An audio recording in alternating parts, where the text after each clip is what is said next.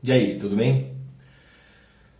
Hoje eu vim aqui, não é por conta de um insight audiovisual, não é por conta de abordagens de storytelling audiovisuais, mas eu vim aqui para prestar um pequeno tributo, uma pequena homenagem a um cara um escritor, um jornalista, que fez muita diferença no meu primeiro contato com a literatura, com a narrativa infanto-juvenil.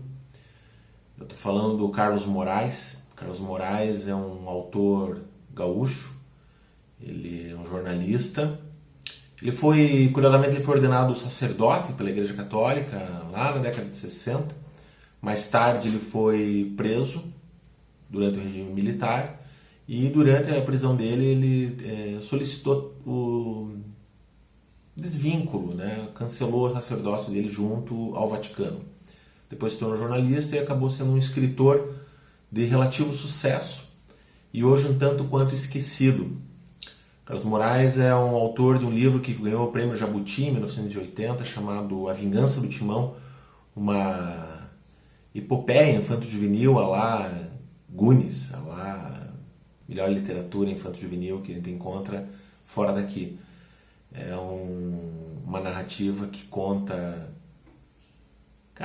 com os sonhos e com os desejos, com as mudanças que vêm junto com a adolescência, com as possibilidades futuras de se lidar com forças que já estão aí, com instituições e formas de se conduzir a vida que já estão impregnadas, no mau sentido, na nossa sociedade, e ainda assim você pode encontrar pessoas que conseguem despertar em você algo um pouco melhor, né? Algo que está ali dentro é um pouco melhor.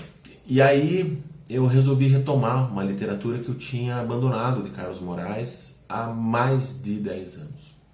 Eu procurando saber sobre ele no comecinho dos anos 2000, eu acabei tropeçando numa livraria e encontrei um livro extremamente interessante, que é esse aqui, Como Ser Feliz Sem Dar Certo. Parece uma coisa de autoajuda, mas na verdade ele vai não na contramão e nem de encontro, nem a encontro da literatura de autoajuda, mas ele vai por um outro caminho. Ele não vai pela via fácil, ele vai pela presença de espírito que a gente tem com as bobagens com que a gente tropeça no nosso dia a dia e que permitem alguma outra coisa que não seja só um fato corriqueiro que passou batido. Mas que a gente pode tirar alguma lição de moral disso, se é que a gente pode chamar de lição, a moral que alguma história possa trazer pra gente. Mas eu recomendo muito, né? Como Ser Feliz Sem Dar Certo, de Carlos Moraes. Esse aqui é uma edição da Record de 2001, eu comprei lá por 2003 mais ou menos, e estava já com as páginas amarelinhas aqui, tudo marcado no começo. São crônicas, e ele era um dos muitos e muitos livros que eu tenho que foram interrompidos por circunstâncias da vida. Eu reconheço isso, não gosto de fazer isso, mas às vezes a gente não... A coisa mais doída é falar abandona uma literatura, mas a gente interrompe uma literatura, né? A literatura é mais grave do que interromper um filme, né? Mas interrompe uma literatura. Eu fiquei pensando assim, falei, cara, em termos de redes sociais, onde anda Carlos Moraes? Né? Resolvi dar um Google, dar uma procurada, e fiquei extremamente triste de saber que 20 dias antes de eu procurar saber sobre ele, por onde anda Carlos Moraes, ele havia falecido, já tinha partido, com 77 para 78 anos, idade do meu pai, e não tenho oportunidade de falar para ele o quão importante, de certa forma, ele foi na minha formação, nas minhas expectativas, nas minhas esperanças, no meu fortalecimento de caráter, né? E na forma de observar o mundo ao redor. Mas eu não posso deixar de citar ele, que apesar de já ter ido, não poder saber disso. Tenho certeza que ele soube disso através de outras pessoas que foram tocadas por ele. Eu acho que realmente o que vale é a obra, né? O legado que fica, que possa ser tocado para outros, né?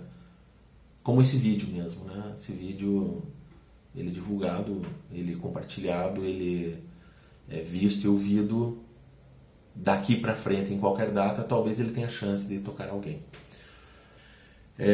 Eu gostaria de, se me permitem, e sem esperar a devida autorização, de ler uma única página, porque basicamente cada página é uma crônica, é um recorte do tempo, é uma